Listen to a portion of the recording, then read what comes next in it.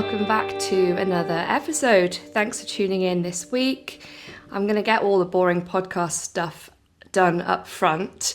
Don't forget to follow us on all the socials, hit subscribe, send us a review. Thank you to everyone that sent in emails and personal messages to us both. So nice. We really love reading them. So yeah, thank you. For today's episode, we're going to be talking about if the traditional agency model is broken. So I think COVID definitely dispelled a lot of those beliefs that we really thought were fact in the creative industry about how we need to operate and how we need to run studios to make really great work. And in the aftermath of COVID, it feels like we're seeing a new wave of studios who are working differently. They're smaller, they're more flexible, kind of working in a really agile way. And I think that they're giving the big names a run for their money. Meanwhile, I think we're seeing some of those more traditional agencies really struggle to adapt to those new ways of working or trying to transition their teams back into a pre-COVID model. So, big questions for our guests today. Are we witnessing the breakdown of agencies as we know them? Very dramatic, as always. Are we or should we be shifting to new ways of working as an industry? I think it's quite a hotly debated topic. Everyone's got an opinion, so we've recruited two very good opinions for today's episode, and they're going to unpack some of these different models and the places that they've worked and their experiences and the impact they think that's having on things like creativity, people, culture, and ultimately running a business. So I will pass over. Andy, do you want to kick us off and introduce yourself? Sure. Hi, I'm Andy Cooke. I'm a designer, creative director. I've been through lots of different types of working models in my life, and I guess also considering my entry point into the industry, kind of perhaps the last part of the last cohort, the old guard, I guess, where working in industry was like in studios 5 days a week was really the norm for so long, and then coming through COVID, yeah, really interesting to dive in. Nice. Yeah, and I'm a strategy director and co-founder of Explorers Club. I sort of had kind of lots of different experience. I worked advertising at Wiseman and Kennedy, primarily on the kind of Nike account. Spent some time at Mother as well, and then I moved to brand side where I worked at Google and YouTube. And what's really interesting is that sort of been on sort of both sides of the fence in terms of looking for agencies to work with, but then also being a kind of agency partner as well. And then now, obviously, starting Explorers Club, I think one of the things that's been interesting is understanding the challenges that maybe may not have understood when I was working at some agencies, but also understanding what some sort of brands are looking for and how to yes, think about that from that perspective, but also think about not just what the brands are looking for, but also what talent are looking for from a new studio. Yeah, awesome. I did tell you all, they're very qualified to chat about this topic. By now, you know me, I'm Katie Cadwell, your host. My pronouns are she, her, and I'm going to be steering the conversation today. And I got some really nice stories from NDA listeners, so I will be sharing those too. Before we get started, we're going to use these terms old agency and that kind of traditional agency model and new agency, that sort of post-COVID agency model. So just wanted to kind of clarify in the context of this conversation what we mean by those. So old agency definitely has a requirement to be in person, typically full-time, right? Or at least kind of 4 days a week. There's a real emphasis on permanent members of staff, established teams, and freelance support only when required to kind of buffer those teams. And traditionally quite rigid in terms of process, hierarchy, roles, responsibilities, right? So we're not talking all the way back in the Mad Men era here, but we are talking about super established agencies that have been doing it for a long time and doing it very well. And then when we're talking about the new agency, that kind of post-COVID agency, it's a much more umbrella model, right? So you've got a smaller core team, maybe only the founders, and they're assembling project teams of freelancers based on the project and bringing in talent specifically for kind of briefs.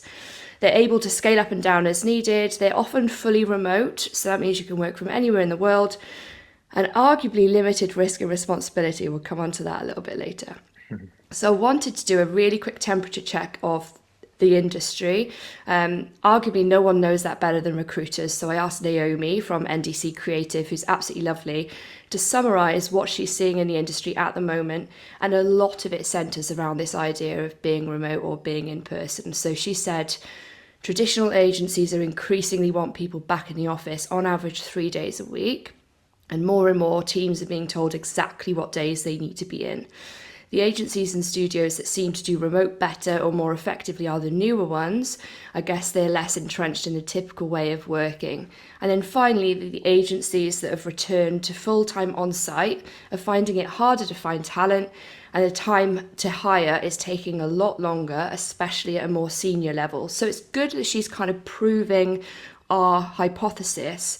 That last one is really interesting, and I think it's showing that people want to be working more flexibly. We did a quick survey on our Instagram. 53% of people said they preferred to be remote. 47% said they preferred to be in person, which is interesting. So I want to ask you both, maybe Aya, you can kick us off. Is this just a trend, do you think, or remote working, is it here to stay? What's interesting there is it'd be interesting to almost dive deeper into that and understand like demographics. Like, are the 47% who want to come into the office, are they younger people coming into? Are they people with less experience? Are they people who are looking to like build culture? Let's be honest with ourselves. That's one of the great things about studio life is, yes, great work, but also great friends as well. So I think for me, it's definitely a kind of mix of the two. Because at the end of the day, like there are things that you just need to do in person. I think where it becomes an issue, if I'm being honest with you, an issue is when you kind of mandate the kind of old model where it's 5 days a week, and it really doesn't make space for other parts of people's lives. It doesn't make space for different types of mindsets. So to kind of give you an example, there are some people who may be on the kind of, I'll give you a kind of live example, someone who we're talking to who's like autistic. And there's an element to which they don't want to come into the office 5 days a week. Amazing brain, really great at the job, really great at strategy. But how do you find ways to make the new model work for lots of different types of people? And I think that's probably been the issue with the old model is that it's the kind of blanket, top-down, data-driven without the kind of mix of emotion and humanity. Because actually, at the end of the day, it's real people who are very nuanced. And I think that's what the new model is moving towards in terms of like a nuance and thinking about the right types of solutions for that specific person. Yeah, totally. I totally agree with that. Like the various approaches to mindset, approaches to life that people have and things that are ingrained in them, right? Like that makes them good in totally different ways. The old model just doesn't suit that. And so many agencies who are kind of, I guess, in that old approach are missing out on great talent because of that. And I think the traditional I guess structure of work and how we worked for so long, so many decades, was engineered around a certain type of mindset. And I think COVID showed that, at least COVID showed that there's so many different types of ways of working out there, and then suddenly all these different people were able to flourish. And suddenly things changed and new places popped up, and it's like, oh, that's interesting. It was because suddenly they had a platform, a voice, they had a way where they could do their best work, and that's incredible. Surely that's the most important thing out of everything, right? Yeah. I think another thing that's interesting on that is that we've sort of found is when we do spend time together, we plan the time that we spend we spend together more and more, versus sort of just being there. And I think that's been something that's quite nice in a sense of, yes, it's like when we're in person, how are we working, how are we solving the problem, but also how are we getting to know each other. And I think maybe those two things have kind of been left to chance beforehand, and like Whereas now it's quite nice thinking about it and really trying to put a plan in place that gets the best out of those moments. It's a bit more purposeful. Be like, we're Yeah. spending this time together. What are we going to do with that time to make the most of it? Yeah, Mm. And that's arguably, great. there's an efficiency to that, right? But there are definite moments in projects where I feel personally it'd be more beneficial to be together. But there are also agencies that are fully remote doing really bloody good work, let's be honest. Who is making the best work? Like, is there one of those models that's best for creativity? Is it that in person the work is more consistently good, or is that model of like being flexible and bringing in different types of talent meaning that the work is ultimately better? Big I mean, question. I wouldn't say that one was better for creativity than the other necessarily. It depends on the group of people and I guess the Yeah. intent around the time that you spend together remotely or in person, like I said. I mean, I think if you look at Collins recently, for example, they ditched their offices in New York a while back and they opened their coffee house. And instead of having a traditional studio office, they had a meeting place for creative minds with a library and toys and all this stimulation from history that enabled them as a team to think in multitude of different ways. They come together when they need to in a place like that, and then they work remotely all around the world by what I've seen on the work, and they're making arguably some of the best branding work in the business right now. So I think yeah, there's different ways in, and one isn't necessarily better than the other. Pros and cons to everything, of course. Yeah. Yeah, in terms of whenever people ask best work, I always think this Yeah, is so it's subjective, isn't it? Because some people are Yeah. thinking about best work from a kind of effectiveness perspective. Some people are thinking about best work from an awards perspective, and some people are just thinking about best work just from like their own particular taste. So there's lots of different ways that you can think about it. When it comes to my own kind of like personal opinion of best work and how that's created, I do think it's a mix of both. And when I say a mix of both, I don't just mean from the kind of um, agency side or studio side. Also mean that from the client side as well. And actually how both sides can get together and become more kind of collaborative partners and understand each other's worlds. Yeah. I think that's another thing that's really, really important is not just looking at it as like, oh, how do the agency work? How do we get together? It's also like, how do we get together with the people totally. that we're working with? That's really been really, really kind of important and something that we've learned quite a lot just with some of the work that we've done. Yeah, it's about those relationships as well, right? Like you can Yeah. build these strong relationships with each other as a team, but when you do that with a client, you're going to get to more effective work. You're going to get to Hmm. work that everybody feels more a part of Yeah. just by sitting around a table together. Even if it's once a month, instead of always remote, for example, you do just build those bonds a little bit stronger, I think. Yeah. That's Yeah, really definitely. interesting. I don't think we talk much about the impact of remote working on client relationships. But one thing I really do want to touch on is the impact of remote work and in-person work, or kind of permanent team members versus freelance team members, and how that impacts creativity. So we've got an anonymous story, and I'll just read it out. It says, I run a small studio and we rely heavily on freelancers based on the projects that we have in. This is actually incredibly difficult, as we're often getting in people we don't know, which means each time we need to adapt to working with a new team in a new way. It can often feel quite challenging to do this, and I sometimes wonder if it's not always best for the creative output. So I think we kind of imagine it's so fun and cool to be cherry picking talent, right, from across the industry based on a certain brief. But actually, is it easier for creativity to be in a team that you know and you kind of trust them already? So which way do we think is better, being in a kind of part of a permanent team or working in that kind of freelancer model? Again, I probably sound like a cop out, but just from what we've learned, I think it's important to have a core, but to have a core that you trust to lead the work. I think also but then it's also important to have like fresh perspectives and different ways of looking at the problem.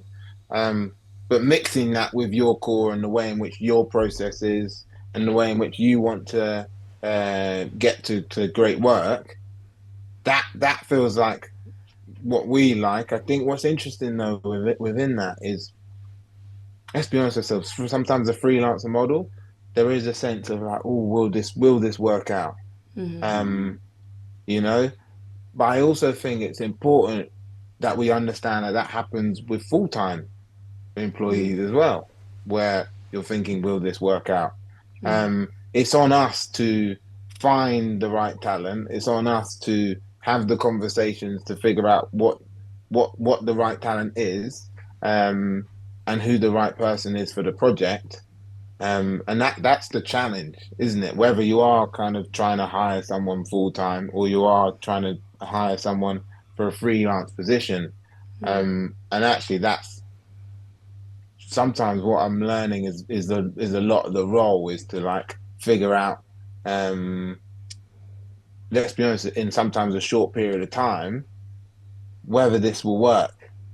And I And guess you just need if they're available, and if there's all sorts of like additional kind of challenges with running that freelancer model. Yeah. I think the most tiring part, just as you're growing, is probably having to speak to loads of people constantly. I'd say that's the sort of hard part, because it is just like constantly trying to make sure that you have like a kind of widespread of people and understanding and knowledge. But the benefit there is you're always learning about what people want. You're always learning about different skills that people are interested in, or different projects that people would like to work on. So yeah, that's what I've quite enjoyed about it. I think that's where those relationships with recruiters can be really valuable, because I expect recruiters that I work with to forge relationships with candidates. And if I have a good relationship, like with Naomi, for example, who you read out from before, Katie, like got a great relationship with her. I've been hired through her and hired with her. And I feel like we get on and she's like, I've got this perfect person for you that's, going to meet that challenge. And I've explained properly, like, this is the challenge, this is the type of person we need. So that negates some of that unknown quantity aspect of whether they're freelance or full-time, in my experience. And that can really help. But I totally agree. I like the fresh perspective that you sometimes need just to kind of shake up the core of a team. It's so needed. I think so many people or so many places tend to get a bit bogged down with the same people working on the same stuff. And it's the same for the people.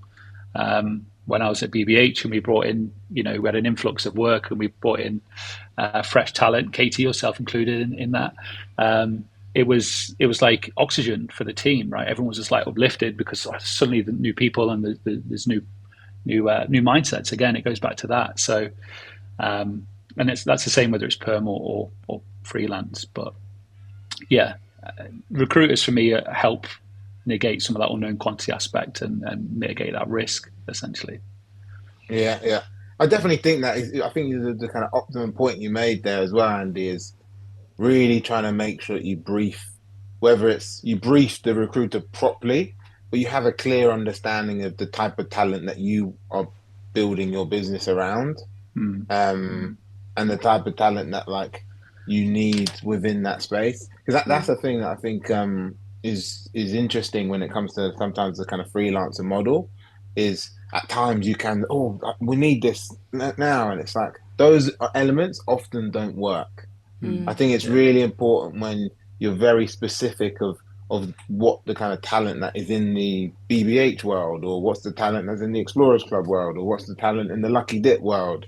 Having a real clear perspective on that really, really just helps you mitigate some of those wrong decisions you might make. Yeah, absolutely. Yeah. Oh my God, I could talk about this forever, mainly because we have a real vested interest in this at the moment, trying to find talent. But I am going to move us on. I mean, I think what we've identified there is there are pros and cons to obviously both sides of those things. But it's I want to flip us to talking a little bit about being an employee, right? In that model, in that like slightly more traditional model.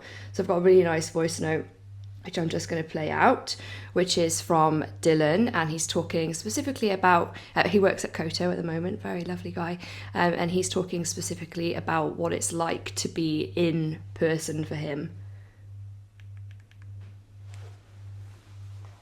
Hi, Katie. So I am a midweight neurodivergent designer. I started my most recent job almost 3 years ago now. And for me, one of the things that's kind of most important is the ability to be able to work in a place where I feel most comfortable. That for me involves, not being in a place that's really loud, that has a lot of things going on. And I think that it's kind of really vital for employers to realize, not everybody likes the same things as them. I think it's easy to slip into kind of habits of, having a studio a certain way and a certain vibe being in the studio. But I think it's important to realize that doesn't suit everybody. And, by creating an environment like that, you might be pushing out talent that you're kind of otherwise missing out on. So I think what I kind of gather from that is that COVID was a weird opportunity where some people who have been in traditional agency for a long time realise that actually there might be something else that's better suited to them, but then they still really enjoy working for that studio, right? So how do our traditional agency models create better working environments for their employees? How are they going to adapt so that they stay relevant and they're not losing talent to that like smaller agency model? I think So you want to give us free advice? Tell us. Go on, Andy. You know. I think it's a tough one for like bigger traditional agencies because there is a certain amount of being set in their ways, right? They are machines to a degree, and when you've got 300-400 people inside a space, it's very difficult often to create those spaces. I'm not saying for a minute they shouldn't, they should, and again they're alienating great talent by not adapting. But often there's a cost perspective which is huge. Like, how do you create literal physical spaces within an environment that cater for neurodivergence and so on? I mean, personally, like I like a loud environment, right? And I consider myself neurodivergent as well, just in a different way. Like, I could often when I'm at home, I have the music on incredibly loud, and it helps me focus. So I like a buzzy, a live studio, and that's just my vibe. When it's too quiet, I'm a bit like, what's going on,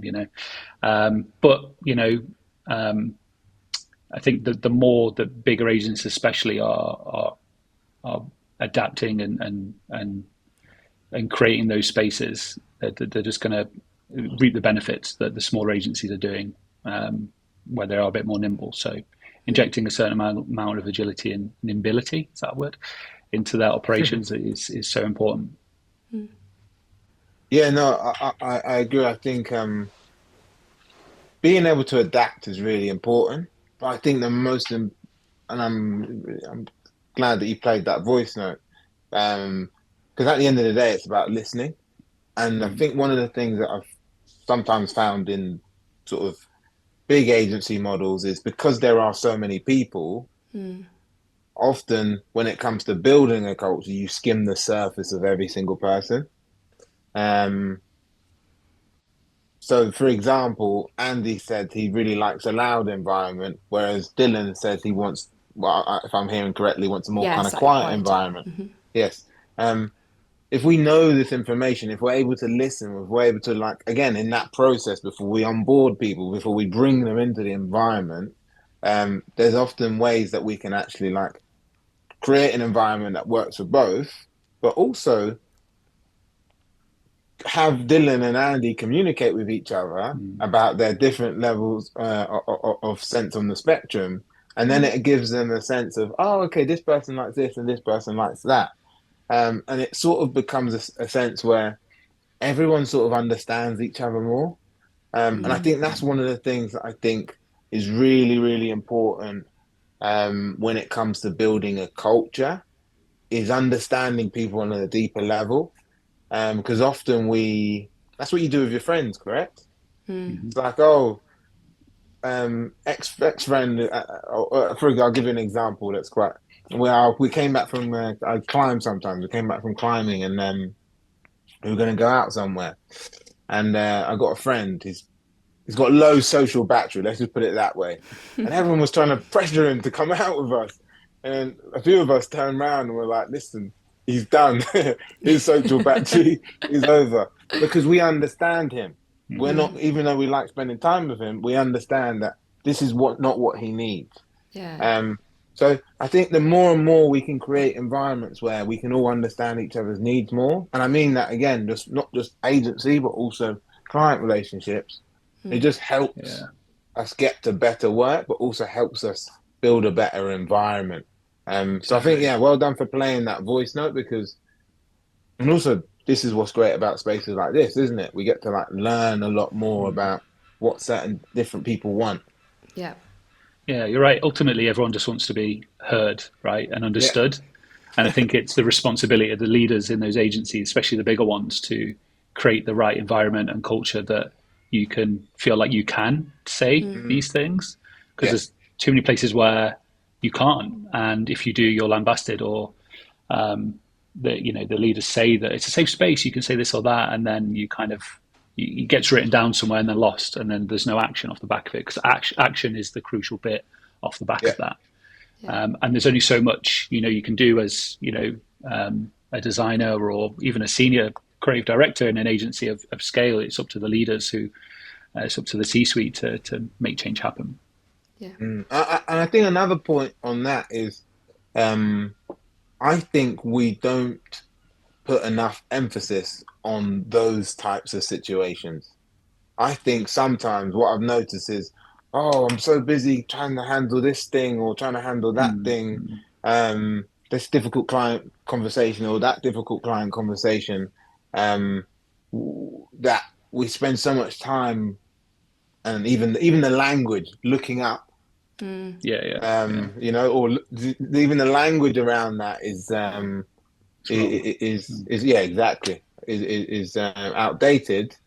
Now we actually need to think more about the kind of day-to-day environments that we're creating. Yeah, it's priorities as well, right? Like Yeah, I always put the team first. For me, it goes like team, audience, work, and then the client. But so often, so many people in important positions in agencies always put the client before anything. And it's like you said, the focus on the client, the focus on that difficult conversation. It's like, we'll put the team first. The client is important, but they're not as important as your team, because that's what sets your culture and that's what informs the work. So I think by looking at the priority lists and putting people first, it's hopefully interesting. it should enable that. The only thing I would change to that is I would put the client as part of the team. That's how I would try and think Interesting. about it versus Yeah. looking at them as sort of an The Separate. additive. enemy. Yeah, Yeah. Yeah. I feel True. like they're True. part of the Yeah. team, and then that Just way it yeah. kind of sort of levels it out in a sense where it's about the human relationships between everyone Yeah. who's I creating think the work.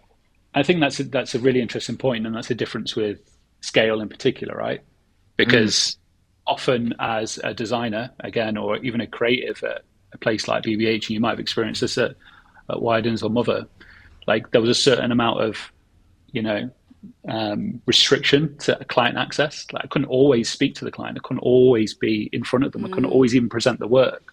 So however much I wanted them to be a part of that journey, and I'm always an advocate for as much client collaboration as possible, right? And yeah, making the whole team as part, that whole journey of a project. It wasn't always a thing that could be done.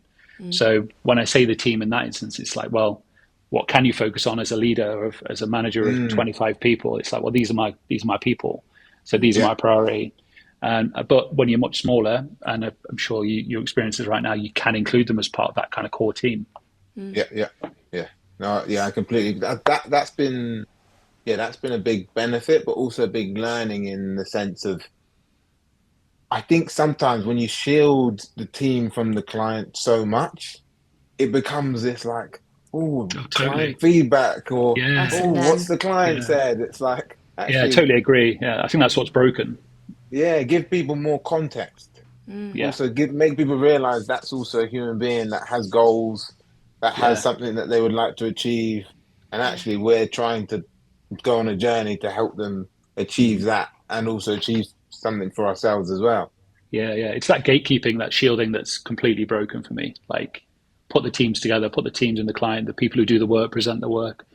You know, that old agency model, like going up the ladder, against that language again, going up the Yeah. ladder, and then they present it, and then they come back, and it's like, it's too jarring for me. I want to be in the room, I want to be around that table with all the key people involved. Yeah. You learn quicker as well. You Do learn a Oh, lot good, quicker. learn Yeah. good about humans quicker. segue. That's Okay. exactly the Okay. segue I needed. I was waiting for one of you to tee up my next question. Thank you. Okay. Let's say we're working in this perfect environment, right? You're working in that big agency model that has a little bit of flexibility in it, or you're working in that small agency model that really does give you complete kind of ownership over where you're working and who you're working with. As a junior, which one is better for progression?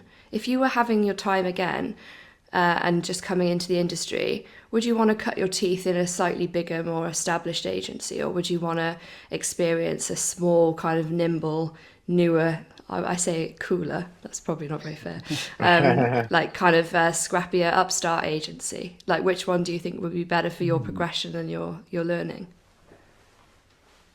It's a great question. I think Very.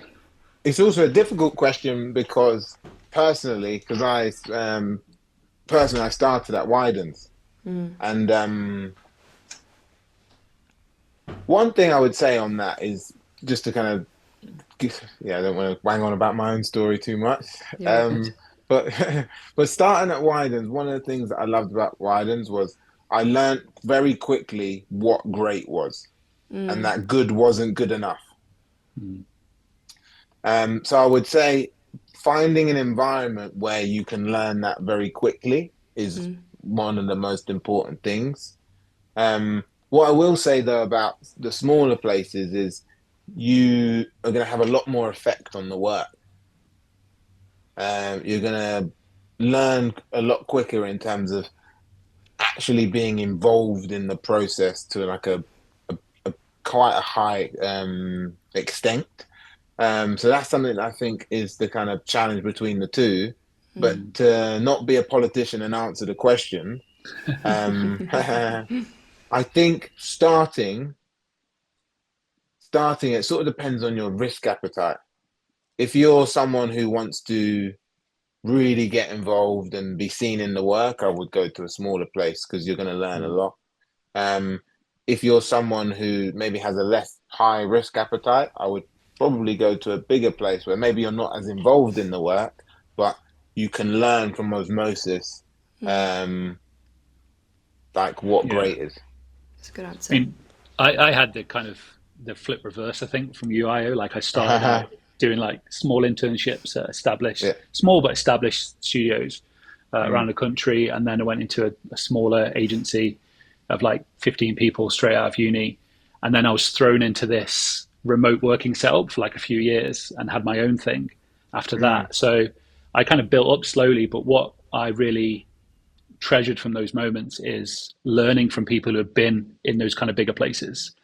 So it might have taken a little bit longer, granted, to kind of learn what great was, as opposed to being thrown in at the deep end. But then when I was able to then work in bigger agencies as I, progressed in my career after going in-house and so on as well, like the foundation I felt like I had of knowledge was able to hockey stick up. But it sounded like you hockey sticked up straight away, It just took a little bit longer for me. But so I really enjoyed that. It was like, it wasn't slow and steady by any means, but it was kind of smaller places, lots of different points of view. And I was able to learn, quite quickly, lots of different ways in. And I think sometimes I've worked with people who have worked in the same agency for 10 years and they only know that way. Like, it's like this way, no way. And I've gone to big places, and they've gone, that's not how we do things here. And I'm like, whoa, for creativity, that's an insane way of looking at a process, for example, or, trying to get to an answer or the right answer. So I personally loved having 10 different potential pathways to an answer in my head because of that experience. So that's the flip of the coin for me. But yeah, Yeah. we're thinking about it from maybe a permanent team member, right? Aren't we? We're kind of talking about it from joining a studio as a junior. If you have a junior or a mid freelancer in IO, are you paying them their day rate to learn while they're with you, or are you paying them to produce? Right? Like that's the kind of difference in the models. Really, is if you're running a freelancer model, you're paying a little bit more for your Yeah. talent, and are Yeah. you paying for them to have that like progression under your from your bank account, I guess. I I think if they're junior, then yes, you're paying them to produce, but you are also paying them to learn. Um, that's the name of the game when it comes to just the whole ecosystem. Yeah. And I think anyone who we work with, then the more you learn, the more you produce. Yeah. So I think sometimes trying to split them out is almost like a kind of the wrong way to look at it at times. Because actually, like one of the sort of, and this is very sort of like business quote thing or whatever. But what's really interesting, one of the things that we help and we always show different people is we're not sort of like bringing you into this environment based on what you already know. We're bringing you into this environment based on us believing that you're going to figure out what you need to know tomorrow. And I think that attitude for me is more like Figma released this new thing about Figma slides. Are you like trying to figure out how it works? Yeah. All these AI tools. Are you trying to figure out like different ways of adding certain plugins in? Like for me, that's the attitude that we're looking for. Whether it is permanent people or junior or kind of junior freelancers, because that's the thing that's going to constantly move us forward as a business. But at the end of the day, it's a wider ecosystem. They might freelance with us or become permanent with us, then they might leave and join Lucky Dip, or they might go to BB8. And I think it's important that we think about the training of everyone in the industry versus just sort of like that short period of time that they just work with our company. Yeah, totally. And Because it I is know. that. Sorry, go on. No. I was rambling there, but go on. I was just gonna say it is that attitude, right? Crucially at that level, if you're a junior Yeah. or even to midweight, any level really, but crucially, like when I'm hiring for that position, whether they're freelance or perm or whatever, it's like what's their attitude, what they bring in. I Yeah. love that notion of not what you bring in today, but what can you bring tomorrow.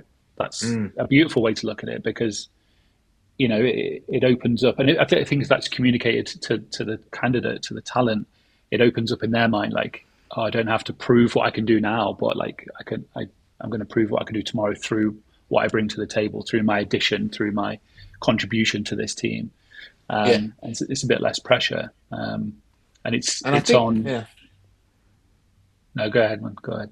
No. I think what's interesting there is just being honest about where it comes from. It also comes from my own experience, and at times going, oh, but this is how we did it at Wyden's, Yeah. and you rely on that, don't you? You Oh, do. but we learned this. I learned this at Google, and it's like you rely on that, and it's actually no. The world is even this question: is the agency model broken? It's changing, and the world is constantly changing.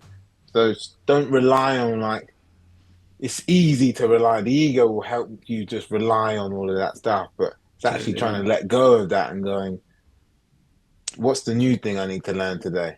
Yeah, and adapting to that, right? Adapting Yeah. to the winding road and meandering with it, rather than going, oh no, it's like this is where I'm comfortable, and that's why Mm, I spent 2 years freelancing with RGA, with Google, with you at IO mm, in the creative lab, and again now, and it's like going in and just seeing how different places do different things. It's mm, incredible. Like I love that. It's like, oh, I never thought about it like that. Or you do a presentation like this, even like the smallest mm, things of laying stuff out on a page, like whatever. Like it's all going into the into the pool of process in your head and be like, well, next time it could be this or that. mm. I think the best place is adapt with it and move with those things. And the junior talent that comes in learns that and knows that it's not just one way. Yeah. And also, I think there's an element to which, and again, going back to sort of the freelancer comment, when you do bring freelancers as part of that core that you already have, you also learn, oh, interesting, how you've done it that way. Yeah, yeah, Yeah, That's interesting. Oh, maybe yeah, that's totally. additive. that it's two Yeah, Um, way. so it's two way. Yes, it is. exactly. Yeah, We're not just helping them learn; they're also helping us learn. Oh my God. yeah, Io, I think you need to prepare your inbox for CVs. Like, sounds, I'm, totally. I might apply Funny. for a junior freelance Yes. position with you. Sounds absolutely sick. Well, you got any roles at Lucky Dip as well? Yeah, yeah, yeah. Inbox is open. I'm going to move us on. We've already touched on this, which I think is really cool, but I want to talk about clients and from a business point of view, right? Why might a client choose to work with a bigger agency over a smaller agency? Great question, and something that being quite transparent with you, I think that's something that we are constantly dealing with, which is we've been involved in a few sort of pitches recently, and what's interesting is often we've got quite close. The sort of day-to-day team that will be working on the actual project on have been really excited about working with us.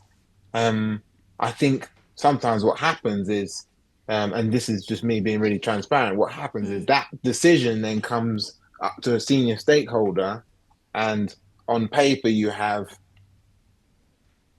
500 people, 20 years, then you have Explorers Club, a year, a few cool projects, founders with great experience. But on paper, the safer choice is on this side. And I think one of the things that's interesting is it's on us as a business to showcase that we are a safe choice. And that's actually one of the things that we're working on. And one of the things that I think it's important for smaller studios um, to not get bogged down by that. Oh, but they keep picking these people. Actually, it's like keep keep working away, keep thinking about different ways to prove your experience, and also to prove your expertise, and also just to prove that the way you think is ahead of the bigger agency. It's on us. I think that's maybe one of the things that I've noticed is sometimes I think, and just having conversations with other smaller studios, sometimes we can like put our heads down and go, oh, why do they keep picking these big people? It's like maybe because they're viewed as safe, and that it's on us to think about how we communicate our own sense of safety. Yeah. Yeah, there's definitely a safety element. I think there's a reassurance there that the client are going to get, out of a 500 strong agency, they're going to get 20 people working on the projects rather than five, for example. Yeah. They And often don't, but they often don't. This is the thing. They often get a core team of five, and then people join the room for just making up the numbers. And again, the amount of times that people have said, like, you've got to come in today, we've got to look full and busy and that kind of thing. So the agency looks bigger and more established and all that kind of stuff. Happens everywhere.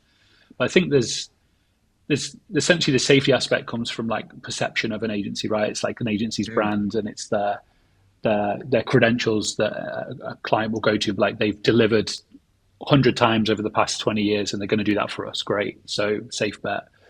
But there's a lot of clout, I think, that CMOs and the people in charge of recruiting the right agency are looking for at companies. They're looking for, like, we worked with agency X and look how great they are. Look at all the awards they've won.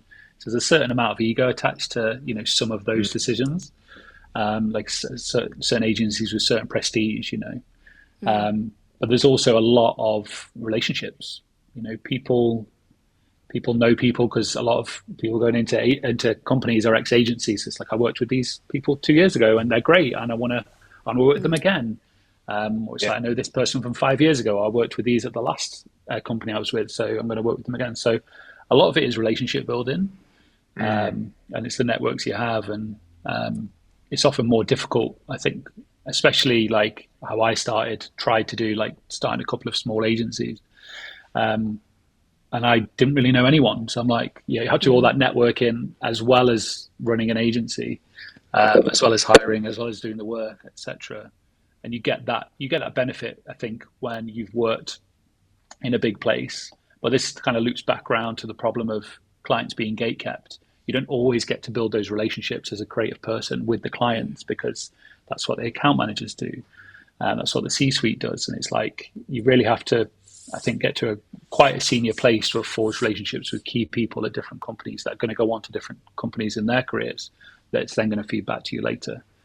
I think as well is like just something to add to that we heard is, yeah, there's a lot of money people are spending, especially if they go to those, if they do choose those bigger agencies. They want to be wined and dined. Maybe they want to go to a massive office space, in central London. And those smaller agencies, what benefit or what can they do to counter that? I mean, aside from, if we're being really honest, aside from being cheaper, what are the other benefits to working with those smaller, newer agencies?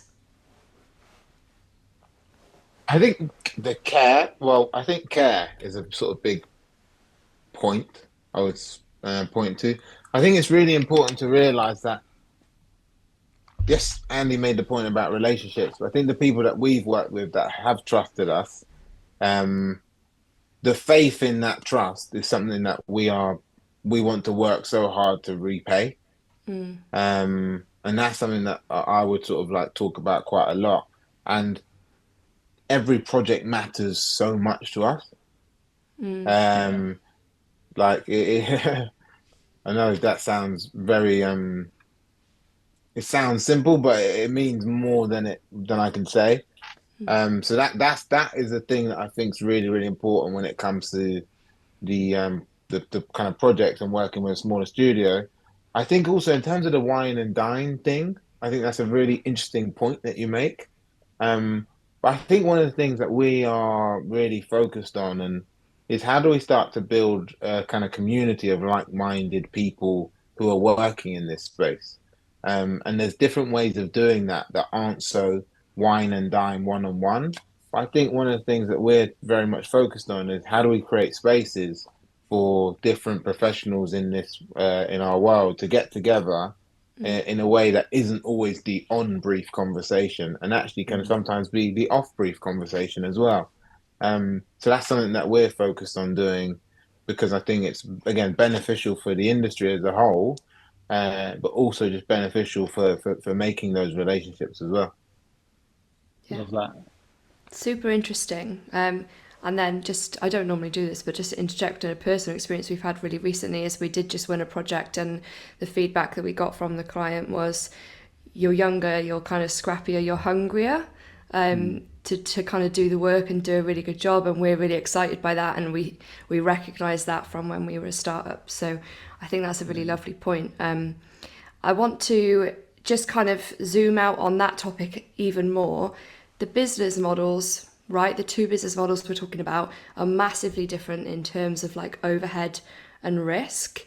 At the moment, if you're kind of smaller, nimble, working with freelancers, you're not paying holiday, sick pay, payroll, all that stuff. You've also not got premises.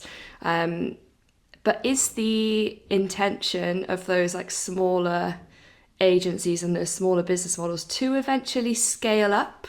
So is the plan to scale up and then eventually kind of collect some of those responsibilities, or do you think that these smaller models will stay smaller and like that feeling of being kind of slightly less risky, I guess?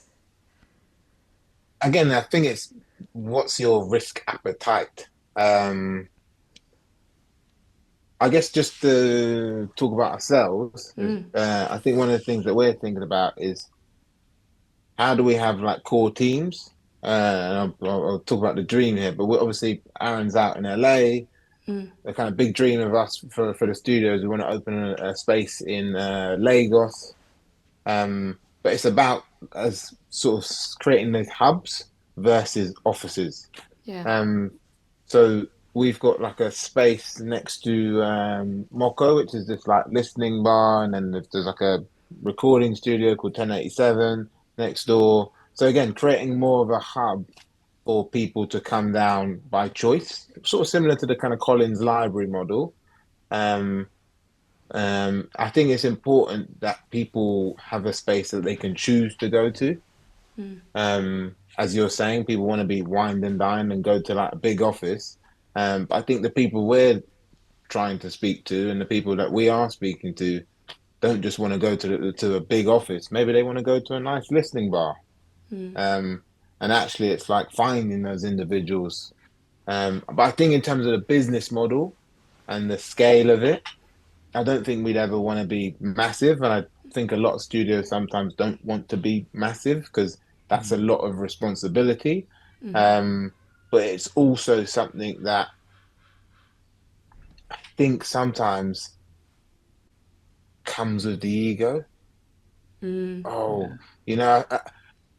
just being really transparent, I think a lot of people sometimes don't have, a lot of people, maybe their friends and family don't fully get what they do, but they can get that you have 50 employees.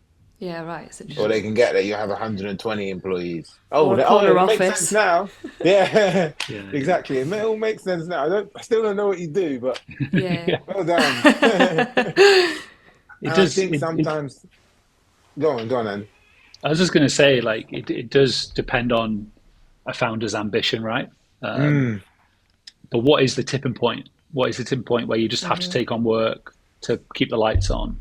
Yeah. And is that right for the culture? Is that right for the agency? It's so dependent on the founders and everything that goes into it. But I think the bigger agencies that have been established for so long, that have been bought out by big groups, the publicists, and so on and so forth, they have to take on that big, retainer work to keep the lights on, the bread and butter stuff. They have to do that, and it's worth millions a year. And I think that business model it has to be that big because, again, there are so many stringent like financial targets to meet and stuff like that aren't dictated by you. They're dictated by somebody else and somebody else's boss and somebody else's boss and so on and so on. And I think that there is a tipping point where, if you have to do that as a small agency owner, having again been one for a short time, just like, do you really want to take that work on? Like, is it really true to why you started things? I think that should be like a red flag. And if it is, then great. If that's your ambition to grow and growth's sake, and awesome. And you see a lot of agencies, well, a few agencies in the past few years who have done really great things as a relatively young company that have then gone, we're going to sell it to a big group because. There is a tipping point where it's like, I don't want to deal with all that. I don't want to deal with all the stress. I don't want to deal with all of the payroll and holidays and so on. I want to get back to why I did it, which was, mission X or mission Y. I also think there's an opportunity to scale. And if you're scaling for the right reasons. And I think sometimes it's like, are you scaling because you want to have a different perspective internationally, or are you scaling because it's just about like expanding the sort of number on the bottom line? Are you scaling because you feel like it's going to give you a sort of better perception on the world? It's going to allow you to actually, X person that's done a really great job in London, can they now have some sort of sense in a different country? I think that those are sometimes the things that I think lots of sort of smaller studios as they grow think about. Yeah. Super, super interesting. I've got one last question for you both, and I'm going to put you on the spot, like I always do at this point in the episode. Times are hard out there. Client budgets are being squished. Timelines are shorter than ever. Some of our process is being taken over by robots. So those slightly bigger clients, the big kind of retainer clients that keep those big agencies running, I feel like they are at risk. So if those bigger agencies don't adapt to some of the things that we talked about today, do you think they're going to die out? I'd say potentially. I mean, it's funny that you mentioned jobs being taken over by robots, because a lot of that retainer work, in my experience, is stuff that those robots could do quite quickly and a lot more cheaply. So suddenly that £5 million retainer shrinks to a quarter of that or less because we're going to get AI to do a bunch of this. So it's like, do they double down on creativity and the human-made aspect of things? And it's like that's where we want to focus on, and that's where we're putting all of our equity as an agency into, and that's what we're going to charge for, or is it the stuff that we have to do to churn out to keep the lights on? I think that's where bigger agencies are definitely going to suffer. Yeah, I think bigger agencies will suffer if they don't have a point of view. Yeah. They don't have a point of view on the world, and they don't have a point of view on the work that clients come to and say, hey, we need a point of view for a direction of travel for our business. If it's stack them high, sell them cheap, that could work for some agencies if they think about it from a kind of like AI first solution perspective. But when it comes to what we're talking about and what we all do, I think it's really about showcasing the power of creativity and the power of having a point of view. Almost like it's in a world of AI, going to become a luxury. Totally. You know, like even when you see certain writing now, it's like, oh, this is written by a human. Yeah. And that's the It thing. feels great, That's the doesn't thing. it? Clients in the future will pay a premium for human-made work, right? And Yes. agencies are about to charge a premium for it because, like, this wasn't made by a robot. This wasn't just churned out. A Yeah. human sat down and thought about this intently, and it speaks to other humans because of that. And crucially, yeah, that will go into that point of view and perspective that you mentioned is so important. Yeah. But also, I think one of the things, it's also pushing us to be better. And I say that in the sense of, let's not create 7 out of 10s because a robot might create a 7 out of 10. And I think it's quite, I think it's a really big challenge for us in the sense of, and I think something that we'll want to rise to, which is, is this good enough? Is this different enough? Is this going to make us stand out? Is this going to make the client stand out? Is this going to make the work stand out? So I think it's a really big challenge for all agencies, and hopefully one that we all sort of rise to, because again, I think it's really important just for the value of creativity when it comes to the decision makers and the kind of conversations that happen at a C-suite level. You don't want the CFO to be like, oh, say to the CMO, just give it to AI. You want the CFO to go, you know what? I think you guys should hire some agencies to give us a point of view. I think it's important that we prove our role in that room. Arguably that we need push and pull, right? And this is like a whole episode on its own, I think, how bigger agencies might use some of these tools and how smaller agencies might. But we have been talking forever. So I'm going to put the subtitle for this episode, Adapt or Die, because that's kind of the vibe that I'm getting from our conversation. But I think mainly what we've done is really, really thought about it from all angles, from a staff point of view, from a client point of view, from a business owner point of view. So I'm really grateful to you both, because it's actually been a really comprehensive conversation, I think. And as always, I don't know that we've necessarily come up with any answers, so we've certainly asked a few more questions. So let us know what you think. Have you run your own small agency? Have you been part of a big agency, or are you trying to scale your business, or can you see flaws in these models? Do you have all the answers? Let us know, or go and follow these guys on all their platforms, and I'm sure they'd be open to chatting to you about it, and send in your CVs by the sounds of it. Thank you so much, both. We really appreciate you coming on. Yeah, thanks for having me. It's been great. See you next time.